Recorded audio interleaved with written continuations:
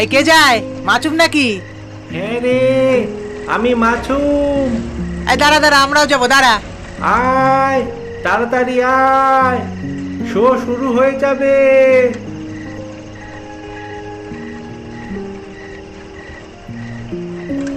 আজকের এই গল্পটি একটি সত্য ঘটনা থেকে নেওয়া হয়েছে।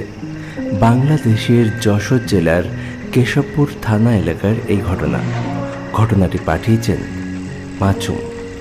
ঘটনাটি ঘটেছিল 1999 সালে।